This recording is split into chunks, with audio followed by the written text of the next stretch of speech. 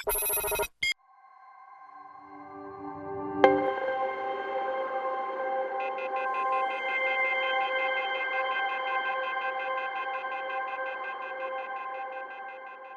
la la la la la la la. Jam Ajna.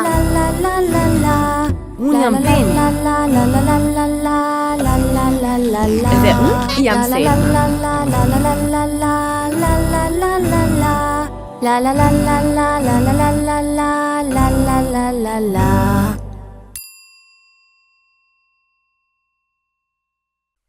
Fëmi, shpresoj që ti keni dëgjuar këshillat që unë ju kam dhënë në seritë e kaluara. Pra, ta dëgjoj mamin dhe babin, të mësojmë, të lexojmë, ti respektojmë më të rriturit dhe të mos mërzitemi me shokët dhe shoqet, por të sillemi mirë me të gjithë. Si thua ti, Beni? Ajna, kështu sillen fëmijët e mirë dhe me edukat. O Zot, na bëj fëmijë të dëgjueshëm dhe të bindur ndaj prindërve tanë. Beni, e di çfarë kam lexuar? Se njeriu kur beson Zotin, është më i lumtur dhe më i mirë.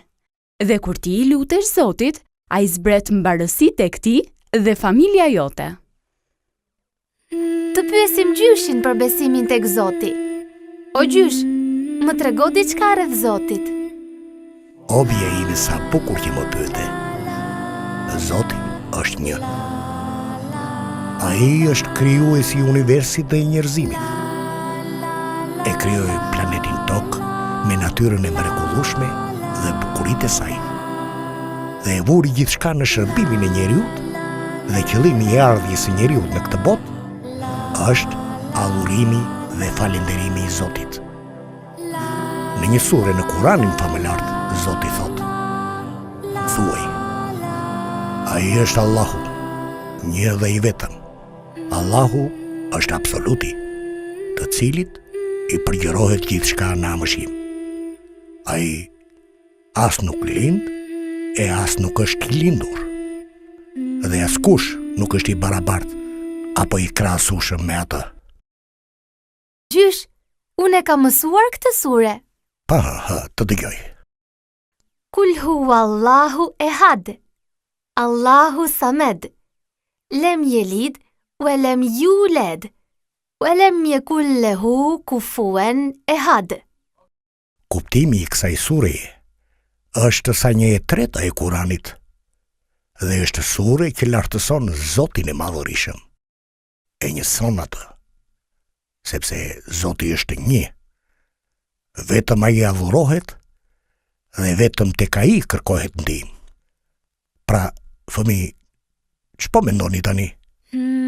Zoti krijoi tokën, universin dhe çdo gjë në të. Zoti krijoi edhe malet, fushat, lumenjt dhe detet. Po Zoti krijoi dhe kafshët dhe çdo gjë e vuri në shërbimin e njeriut. Pra, çdo gjë ka një qëllim. Po, Beni, çdo gjë në këtë botë e adhuron Zotin. Ashtu si ai i ka krijuar ato në forma nga më të ndryshmet. Pra, edhe ne jemi krijuar nga Zoti, që ta jetojmë këtë jetë ashtu siç na ka mësuar ai në shpalljet e tij nëpërmjet profetëve. Profetët janë lajmëtarët e tij në këtë botë.